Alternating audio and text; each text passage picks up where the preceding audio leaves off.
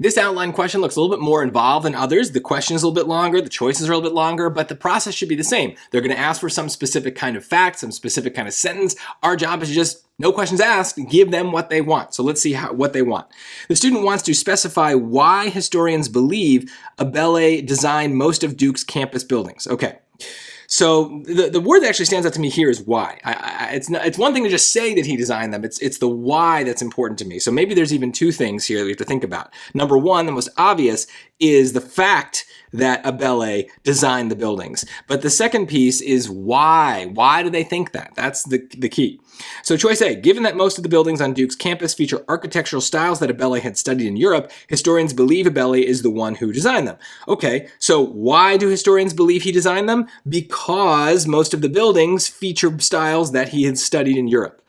Right? Notice how when I turn the choice into the question, right, or even just repeating the question itself, I don't have to look very far to find the answer. It's just a matter of underlining the right words. So this is probably going to be the answer. This seems like a really good fit, but we should always read everything and make sure, especially when there seem to be multiple layers to the question. So B, though Abele wasn't formally credited at the time, historians believe he designed most of the buildings on Duke's campus. Well, here's a good example. Let me do this. I think B checks off one of our boxes, right? It accomplishes one of the goals from the question. It says that Abele designed most of the buildings, right? Historians think that he designed them, right? So that checks off that goal for us. It tells us kind of what we needed to know. But compare that to choice A, which does the same thing and checks off the other box that basically we get the why. Why do they think that? So B is telling us that they think that. They do think that Abele designed these buildings. A is saying that he designed them and why they think he designed them. So notice two checks are better than one. That's kind of where I was going from the beginning of this, is there's really two goals inherent in this question. And so we need to make sure we're thinking of it that way as we're going through the choices.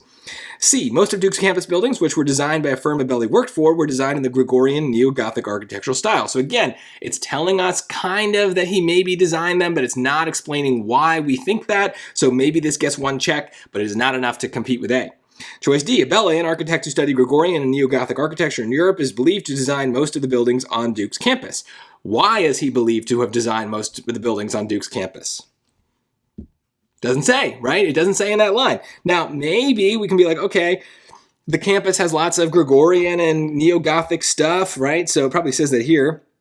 Yeah, here. Most of the buildings on Duke's campus were designed in the Gregorian or neo-Gothic architectural style. This is exactly why I don't like reading these bullet points before I read the choices, because they're going to give you all the facts. And suddenly your head is filled with all these assumptions and all this knowledge, but we have to pretend like we're the reader of whatever essay this question is getting us to write. Basically, the reader wouldn't know all this stuff. The reader wouldn't have access to the outline. And so they need to get the facts across in the most simple, direct way possible. So by not reading the bullet points, we're actually putting ourselves in the position of the reader. We're ignorant. And so the sentence itself has to do the hard work of conveying the information that the SAT wants. The more you read and cram in your brain, the more likely you're going to make assumptions and have a memory that's going to lead you astray. You're going to forgive answer choices that are actually lacking in key details because you in your head can fill in those gaps, and you might not even be doing this like